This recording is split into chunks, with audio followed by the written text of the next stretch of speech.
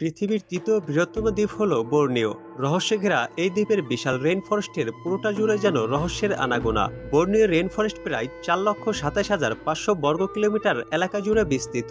এই বিশাল বনের ভেতরে যুগের পর যুগ ধরে বসবাস করে আসছে পেনান উপজাতি। আজকের এই ভিডিওতে আমি আপনাদের সাথে শেয়ার করব পেনান উপজাতির লোকেরা এই বনের ভেতর কিভাবে টিকে আছে, তারা কি খেয়ে জীবন ধারণ করে, আধুনিক সভ্যতার মানুষ সেখানে গেলে তাদের সাথে কি আচরণ করে থাকে, জঙ্গলের ভেতর তাদের প্রাচীন জীবন সম্পর্কে ইত্যাদি আলোচনা করব। পেনান উপজাতি হল বোর্নিওর গহীন জঙ্গলে বসবাসকারী এক যাযাবর শিকারী জনগোষ্ঠী। তাদের জীবনধারা, সংস্কৃতি এবং বন্য জীবনের সাথে গভীর সম্পর্ক তাদের অস্তিত্বকে এক অন্যরকম করে তুলেছে।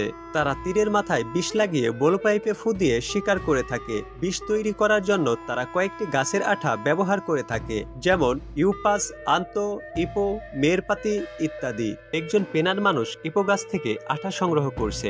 ইপো গাছের আঠা অত্যন্ত বিপজ্জনক। এটি কার্ডিওটক্সিন, অর্থাৎ এটি হৃদযন্ত্রের উপর প্রভাব ফেলে এবং হৃদযন্ত্রের কার্যক্রম বন্ধ করে দেয়। পেনান উপজাতির লোকেরা লোহা সংগ্রহ করে থাকে বাইরের মানুষের কাছ থেকে বিনিময় প্রথার মাধ্যমে। অন্যরা পেনানদের লোহা দেয়, বিনিময়ে পেনানরা রজন, পশুর চামড়া এবং হস্তশিল্পের মতো মালামাল প্রদান করে থাকে। পেনান সম্প্রদায়ের লোকেরা তীরের মাথায় ইপো গাছের আঠা লাগিয়ে শিকার করে।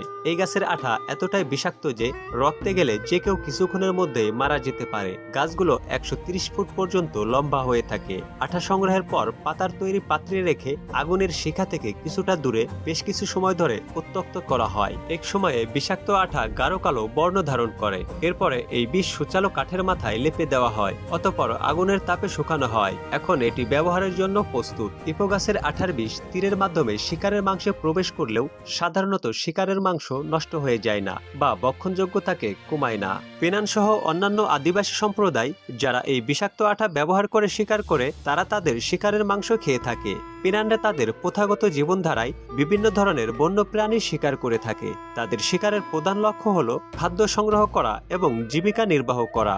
পেনানদের শিকারের মধ্যে প্রধানত বন্য শূকর, হরিণ, বানর, কচ্ছপ, মাউস ডিয়ার, পর্কুপাইন, বিভিন্ন প্রজাতির ছোট পাখি ইত্যাদি বিদ্যমান। তবে তারা ধনেশ পাখি শিকার করে না, কেননা এটি এখানে সাংস্কৃতিকভাবে অত্যন্ত গুরুত্বপূর্ণ। শিকারের পাশাপাশি তারা বন থেকে বিভিন্ন ধরনের ফল ও বীজ সংগ্রহ করে থাকে। বনের মধু সংগ্রহ করা পেনানদের একটি সাধারণ প্রথা। পেনানরা বন থেকে বিভিন্ন ধরনের উদ্ভিদ ও অন্যান্য প্রাকৃতিক সম্পদ সংগ্রহ করে থাকে, যা তাদের জীবিকা এবং সাংস্কৃতিক আচার অনুষ্ঠানের জন্য ব্যবহৃত হয়। পেনানরা তাদের শিকার করার দক্ষতার জন্য পরিচিত।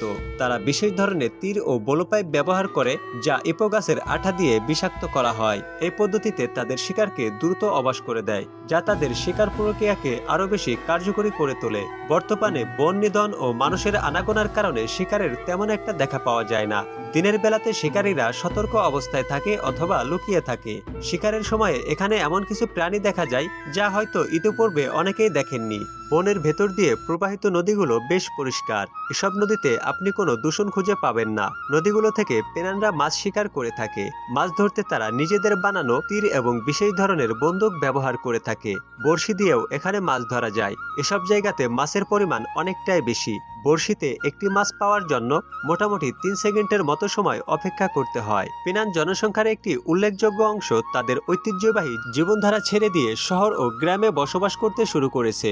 অরণ্য উজাড় ও ভূমির ক্ষতি, সরকারের নীতি ও পুনর্বাসন পরিকল্পনা, শিক্ষা ও আধুনিক সুযোগ সুবিধার আকর্ষণ, জীবিকার পরিবর্তন, স্বাস্থ্য ও সামাজিক সমস্যা ইত্যাদি বিভিন্ন কারণে পেনানরা গ্রাম ও শহরমুখী হয়েছে। পেনান জাতির ভিতর শিক্ষিত মানুষও রয়েছে। পেনানদের প্রথাগত জীবনধারার পরিবর্তনের সাথে সাথে তাদের অনেক সদস্যই আধুনিক শিক্ষা গ্রহণ করেছে এবং বিভিন্ন পেশায় নিযুক্ত হয়েছে। যদিও পেনানদের অধিকাংশই এখনো তাদের ঐতিহ্যবাহী জীবনধারার সাথে যুক্ত আছে, তবে তাদের মধ্যে থেকে অনেকেই শিক্ষার গুরুত্ব বুঝতে পেরে শিক্ষিত হওয়ার দিকে মনোনিবেশ করেছেন। তারপরেও কিছু পেনান মানুষ এখন সে মূলধারার জঙ্গল ভিত্তিক জীবনযাপন করে চলেছে, যারা বনের ভিতরে বসবাস করে এবং মাছ, পশু ও পাখি শিকার করে। এরা বনের ভেতরে অস্থায়ী কুঁড়েঘর তৈরি করে, যাতে তারা কিছুদিনের জন্য বসবাস করতে পারে। কিছু ক্ষেত্রে পেনানরা বনের ভেতরে স্থায়ী কিছু বসতি নির্মাণ করে, যেখানে তারা বাইরের মানুষ ও যেসব মানুষ বন থেকে চলে গেছে তাদের সাথে বৈঠক করতে পারে। পেনানরা তাদের মেয়ে ও স্ত্রীর নাম বাইরের মানুষের কাছে বলে না। পাম গাছ থেকে তারা বেশিরভাগ খাবার জোগাড় করে থাকে।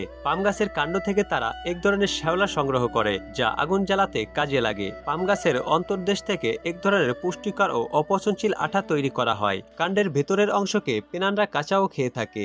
মালয়েশিয়া সরকার বনের ভেতরে জাতীয় উদ্যানে পেনানদের কাজের জন্য ব্যবস্থা করে দিয়েছেন। তাদের থাকার জন্য এখানে তৈরি করা দেওয়া হয়েছে লং হাউস, যেখানে পেনানরা জায়গা ভাগাভাগি করে বসবাস করতে পারে। এখানে তারা বেতের তৈরি জিনিসপত্র তৈরি করে। এসব লং হাউসে পেনানরা আনন্দের সাথে বসবাস শুরু করেছে বিষয়টি এমন নয়। মূলত মালয়েশিয়া সরকার তাদের থাকতে বাধ্য করেছে।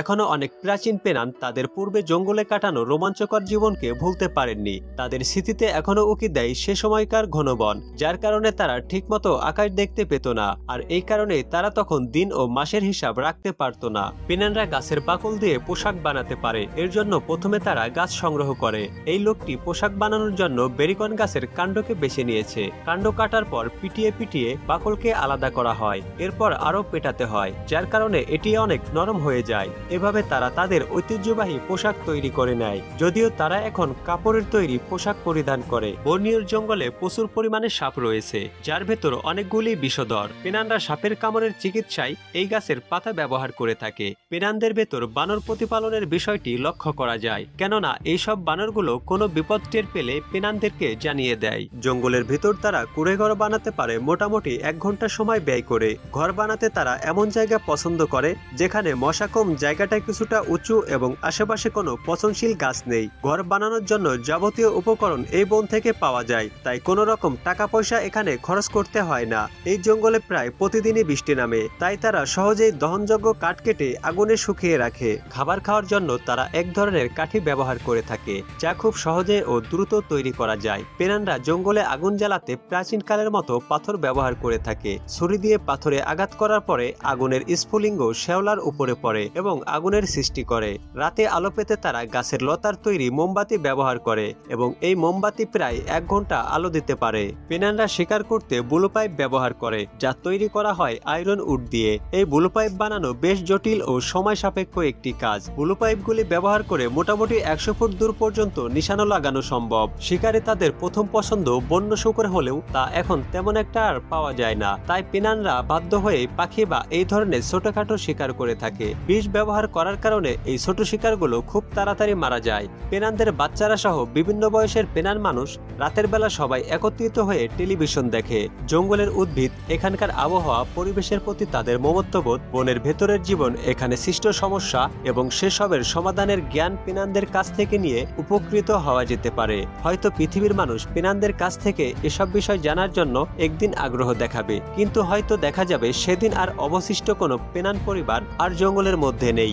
ভিডিওটি আপনাদের কাছে কেমন লেগেছে সেটা অবশ্যই কমেন্ট করে জানাবেন এবং আপনার বন্ধুদেরকে দেখার জন্য ভিডিওটি শেয়ার করে দিবেন। আর আপনি যদি ইতিহাস, সভ্যতা এবং রহস্যময় তথ্য জানতে পছন্দ করেন তাহলে অবশ্যই চ্যানেলটি সাবস্ক্রাইব করে রাখবেন। আবারও আসছি নতুন কোনো ভিডিও নিয়ে। সেই পর্যন্ত সকলে ভালো থাকুন, সুস্থ থাকুন। ধন্যবাদ।